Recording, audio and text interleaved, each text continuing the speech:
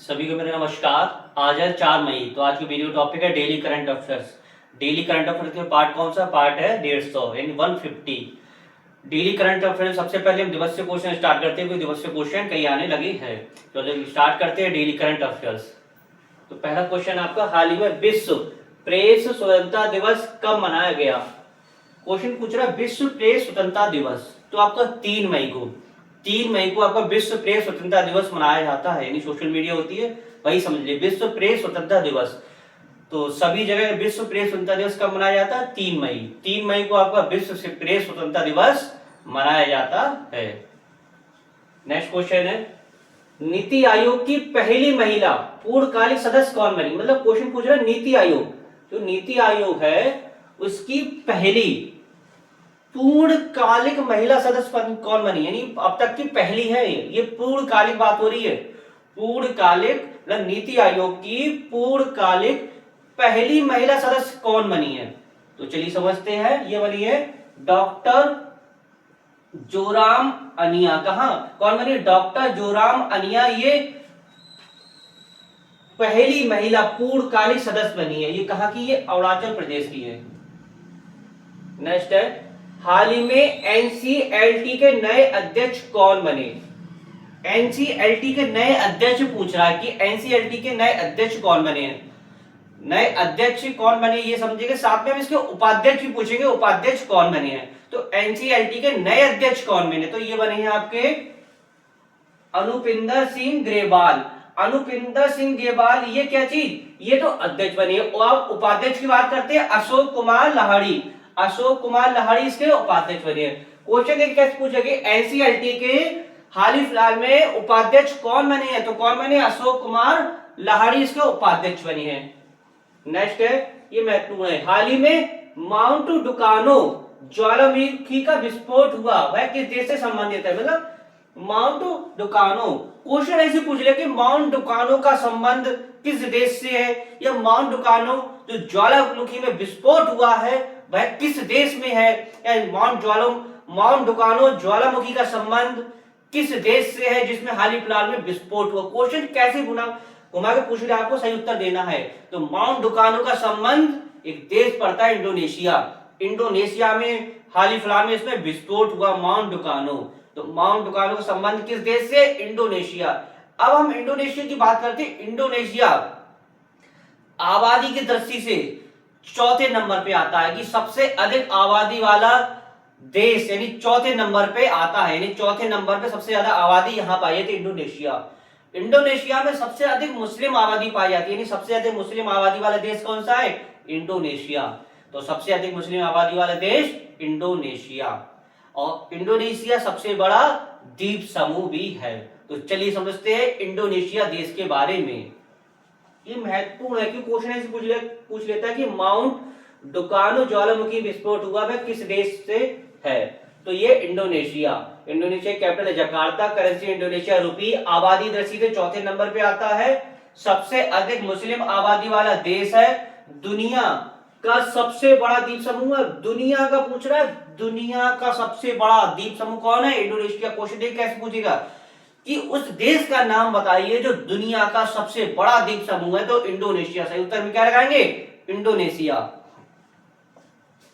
गरुड़ शक्ति अभ्यास, ये महत्वपूर्ण है।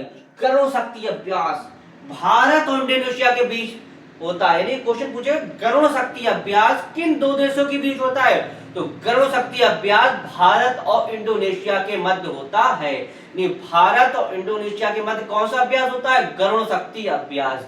यानी गरुड़ शक्ति अभ्यास भारत और इंडोनेशिया के बीच होता है। 17 अगस्त यानी 15 अगस्त को भारत का स्वतंत्रता दिवस मनाया जाता है। 2 दिन बाद 17 अगस्त को इंडोनेशिया अपना स्वतंत्रता दिवस मनाता है। क्वेश्चन देखिए कैसे पूछेगा स्वतंत्रता दिवस से कि इंडोनेशिया अपना 17 अगस्त को कौन सा दिवस मनाता है? तो स्वतंत्रता दिवस। या क्वेश्चन पूछेगा कि 17 अगस्त को इंडोनेशिया कौन सा दिवस मनाता है? स्वतंत्रता दिवस। या क्वेश्चन कैसे और घुमा के पूछेगा कि इंडोनेशिया स्वतंत्रता दिवस किस दिवस को मनाता है, किस तारीख को मनाता है? 17 अगस्त। या क्वेश्चन पूछेगा 17 अगस्त को किस देश का स्वतंत्रता दिवस मनाया जाता है? तो इंडोनेशिया का स्वतंत्रता दिवस मनाया जाता है। नेक्स्ट क्वेश्चन है, भारत का पहला राज्य द्वारा संचालित अंतरिक्ष औद्योगिक उत्कृष्टता केंद्र कहां शुरू होगा या हुआ? तो बेंगलुरु। अब बेंगलुरु की बात करते हैं, बेंगलुरु आपके माइंड में जब आता है या बेंगलुरु आप पढ़ते हैं तो इसरो का हेडक्वार्टर भी पता होना चाहिए कि बेंगलुरु में क्या है, इसरो का हेडक्वार्टर भी है। नेक्स्ट है, भारतीय सेना ने कहा ऑपरेशन नेत्र 1.0 आयोजित किया? मतलब इसमें क्या हुआ है कि लोगों के मुक्त क्या चीज ऑपरेशन होगा, तो भारतीय सेना ने कहा ऑपरेशन 1.0 आयोजित किया? तो ये किया है आपका लद्दाख में। कहा किया गया है? लद्दाख में। अब हम लद्दाख की बात करते हैं। लद्दाख में आपका केंद्रशासित प्रदेश है, तो केंद्रशासित प्रदेश में प्रशासक या फिर लेफ्टिनेंट गवर्नर होते हैं, उपराज्यपाल होते हैं। तो लद्दाख के उपराज्यपाल कौन है? विनय कुमार सक्सेना, जो इससे पूर्व कहां के उपराज्यपाल थे? दिल्ली के। तो दिल्ली के चेंज होके लद्दाख के बने, लद्दाख के दिल्ली में बन गए हैं। तो लद्दाख के कौन है आपके? विनय कुमार सक्सेना।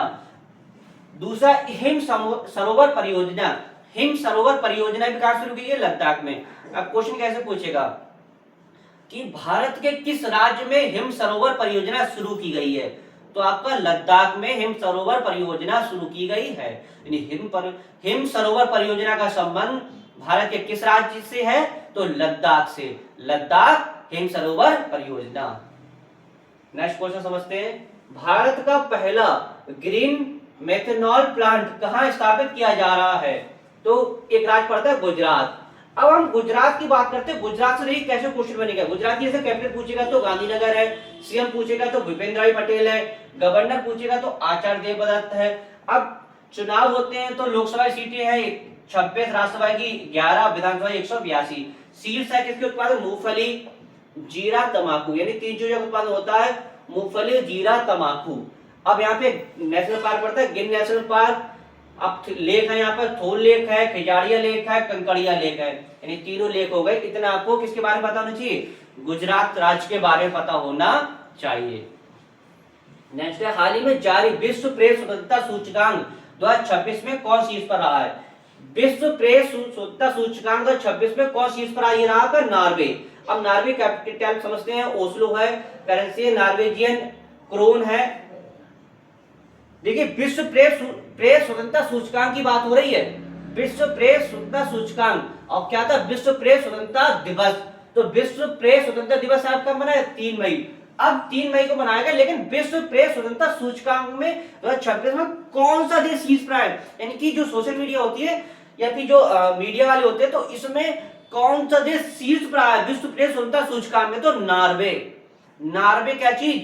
पहले नंबर पे रहा। यानी नॉर्वे की जो सोशल मीडिया है बहुत अच्छी, वहां पे मतलब सोशल मीडिया का जो क्रेज है मतलब अच्छा है, स्वतंत्रता काफी है। लेकिन अपने देश की स्थिति क्या है? तो अपने देश की स्थिति 2025 में 151 नंबर पे थी, अब बहुत ही खराब स्थिति बढ़कर कितने 157 नंबर पे हो गई है। ये डाटा कितने देशों का होता है? 180 देश शामिल होते हैं, तो 180 देशों में अपने देश की स्थिति क्या 157वें नंबर पे है और नॉर्वे पहले नंबर पे है।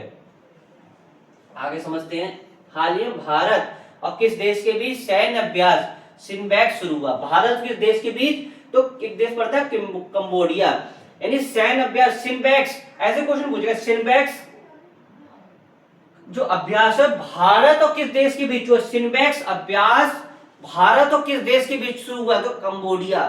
कंबोडिया देश के बीच, यानी भारत और कंबोडिया के मध्य सिम्बैक्स अभ्यास शुरू हुआ, यानी भारत और कंबोडिया के मध्य सिम्बैक्स अभ्यास शुरू हुआ।